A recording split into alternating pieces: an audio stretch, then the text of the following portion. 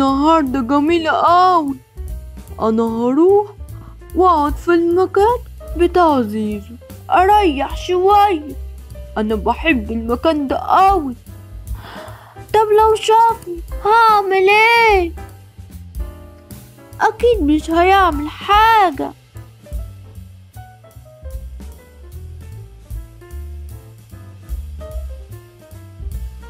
ايه ده؟ مين اللي قاعد مكاني هناك ده؟ انتي ايه اللي مقعدك في مكاني يا ست كاو؟ استنى بس يا زيزو، أنا كنت بريح شوية بس. طب يلا قومي من مكاني، قومي دلوقتي. بس استنى عليا شوية، أنا تعبانة. انا بقولك قومي، قومي يلا يلا.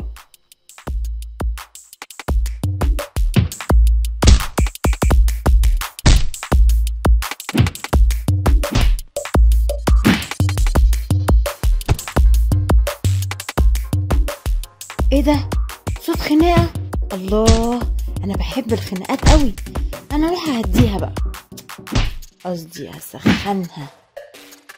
زقها زقها يا زيزو، زقها.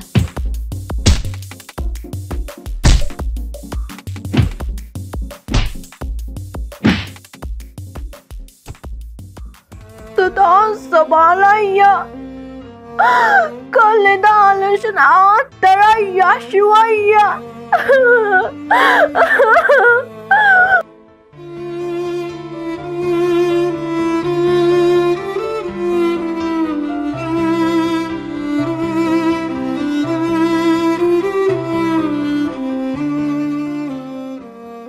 خلاص كده انا ولعت الدنيا، اما اجري انا بقى بسرعة.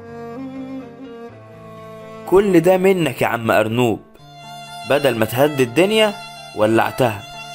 ان كنت انا غلطت فانت كمان غلطت. مش بس كده، ده انت زقيت كاو ووقعتها. انت السبب. لا يا اخويا، انت السبب. انت السبب. لا، انت السبب. خلاص، انت من دلوقتي مش صاحبي. خليك قاعد لوحدك كده من غير اصحاب. وانت كمان ما بقيتش صاحبي. يلا هقعد لوحدي، هقعد لوحدي.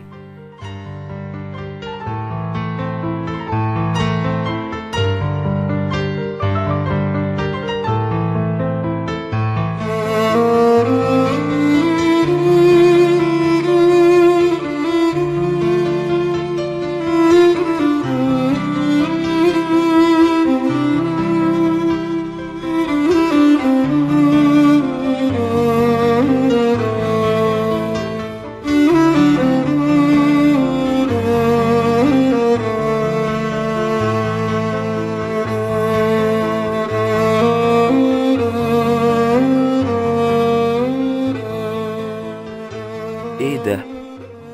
انا بقيت لوحدي، يعني ما بقاش عندي اصحاب. انا زعلت كاو وكمان ارنوب.